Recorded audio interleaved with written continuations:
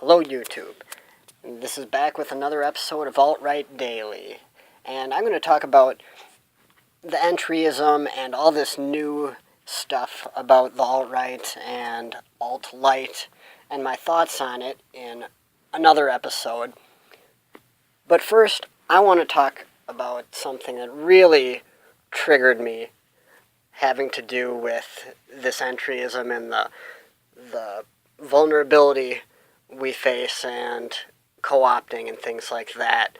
And this is from something or someone that's been in the alt-right, quote-unquote, for quite some time and maybe even existed before it became the alt-right as we know it. And this is, of course, NRx. Now, NRx is... they've got their ups and their downs. As a Christian, I really think that religion is going to be an important part of this fight. Few people are going to be willing to risk the things that need to be risked and do the things that need to be done that don't believe in sort of a higher power and a bigger kind of destiny, God's will type of thing. The atheist thought leaders are fantastic in the alt-right, on the Shoah and just so many others. But I ultimately think that to really reach the worldwide kind of reckoning and return to a wholesome world, it's gonna take some sacrifice, and I don't think we're gonna see that from the atheists. So I do appreciate them, but I do think that religion is going to be important. But NRx, man, I have to say, they disappoint me in so many ways. And this recent videos or podcast series that DeMarco of Surviving Babel did really just kind of put the nail in the coffin for me. Now, it's known that they are very, how would you say it? They underrate the significance of the JQ, and they have their theories about Calvinism and, how this progressive problem got set in motion before the Jews and before cultural Marxism and everything. And I don't disagree with a lot of it, but they way underestimate the impact and significance of Jews on all of this stuff. And this last couple episodes, it was so bad that it makes me start to question things. And I am not one of those that ever accuses people of being JIDF or whatever. I think that's silly. But it's pretty bad. I mean, and you have to look at their approach to begin with. Step 1, become worthy. Step 2, Step 3, profit. It couldn't be more serving for, the Jews' interest. Don't do anything, just become worthy. Don't fight, so it does call some things into question.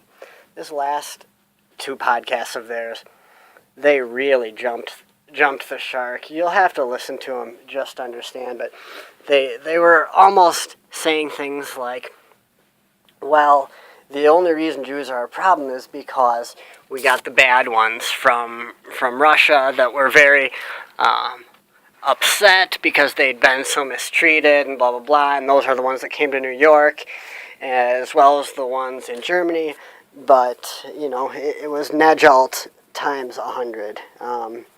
You really almost have to wonder whose side are you on. Now, the Jew they interviewed was a very self-hating Jew, but still, obviously he's going to have an angle, and he is very soft on the impact that they have, and they really blame these Calvinists wanting to, purity signal and everything. And I was raised as a Lutheran, a very conservative Lutheran. So I understand, and I saw immediately some of the problems with Protestantism, even as like an 8-year-old in church, some of the things that didn't make sense. And without that structure of the papacy or at least a priestly thing like there is with Orthodoxy as well, how do you know if you're saved, or how do you know how you're doing spiritually, etc.? And so their theory is, in the absence of that signaling how holy or pure you are, became really popular and really important. And Harvard was initially it was a school for training Calvinist monks, Calvinist, well, some monks I suppose, but Calvinist preachers, ministers, missionaries, etc. And as we know, Harvard is one of the leaders in degenerate movements, progressivism, etc. And so they say way back in the 17th century, when this stuff first started to happen, they wanted a way to signal that they're holier, for instance, than slave owners, so they would really signal for, we need to end slavery, we need to do these other things, and then we needed to take it a step further, and etc. And for some reason, they just say that that kind of trend never stopped. And they point to how Harvard accepted so many Jewish intellectuals, who were fleeing Nazi Germany and etc., and that it's been just a hotbed of, dissent, things like that. You'll have to listen to them in context. I really would say it's worth it, because it's pretty bad. It'll definitely make you understand that NRx is not the alt-right. They are something different, and they may have really played a big part in the origins of this movement, but now they're, a co-opter, a distraction, and we don't need distractions right now. Like I said, I'll talk about the co-opting and the alt-right and my thoughts on that in another video, but my point is that right now is a time when we really got to be careful about that, and we can't afford to have this type of nonsense being spread. So I would really recommend anyone in the real alt-right proper to distance themselves, excommunicate, if you will, NRx completely, because there is nothing more serious and more important than the JQ. And if they're not JIDF themselves, they are certainly not red-pilled on the JQ. This has been another episode of Alt-Right Daily. Thanks for watching.